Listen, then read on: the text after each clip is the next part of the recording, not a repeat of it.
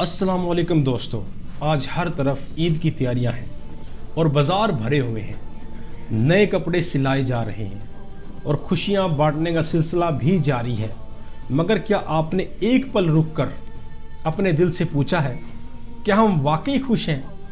आज जब हम अपने बच्चों को नए जोड़े पहना रहे हैं तो ईरान और शाम की गलियों से मासूम बच्चों की लाशें उठ रही हैं।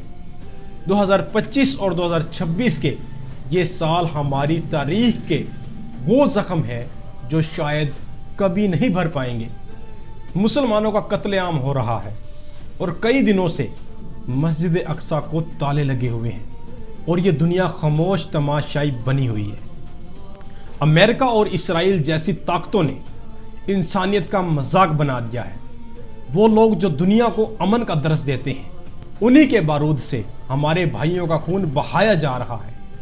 ईरान हो या शाम, हर जगह हमारी उम्मत को निशाना बनाया गया। हम कैसे ईद सेलिब्रेट कर सकते हैं जब हमारी माओं की गोदियां सुन्नी हो चुकी हैं? हम कैसे खीर और कोरमा का पहला लुकमा अपने गले से उतार सकते हैं जब गजा और सीरिया में बच्चे भूख से दम तोड़ रहे हैं? ये ईद सिर्फ नमाज पढ़ने और गले मिलने का नाम नहीं है, ये वक्त है अपने गरिबान में झांकने का। दोस्तों, मैं ये नहीं कहता कि आप ईद ना मनाएं, क्योंकि ये अल्लाह का इनाम है, मगर इस बार की ईद सादगी की ईद होनी चाहिए। इस बार हमारी खुशी उन मजलूमों के दुख से बड़ी नहीं होनी चाहिए। हमें दिखाना होगा कि मुसलमान एक जिस्म की तरह हैं। अगर ईरान या शाम में किसी को कांटा भी चुभता है तो उसका दर्द पाकिस्तान में बैठे मुसलमान को भी होना चाहिए। अपने खर्चे में से कुछ हिस्सा उन लोगों के लिए बचाएं जो इस वक्त मौत के साए में हैं। हमारी दुआओं का रुख आज उन मज़ारों और गलियों की तरफ होना चाहिए जहां पे सिर्फ खौफ का राज है। आज के दिन हमारे मुसलमान भाई जो ईरान, फलस्तीन, गाजा के अंदर है, वो हमें पुकार रहे हैं कि महलों की दीवारों में वो खुशियां मना रहे हैं। वहां मासूम बच्चों के जनाजे जा रहे हैं। हजारों लश्कर हैं हमारे और लाखों की फौज है, मगर गाजा और शाम के रास्ते लहू से नहा रहे हैं।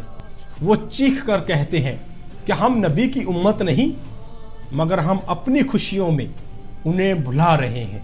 इस ईद पर हम अल्लाह से बस यही दुआ करते हैं कि या रब हमारी उम्मत की हिफाजत फरमा। फलस्तीन, शाम और ईरान, जहां कहीं भी मुसलमान जुल्म की चक्की में पिस रहे हैं, उनकी मदद फरमा।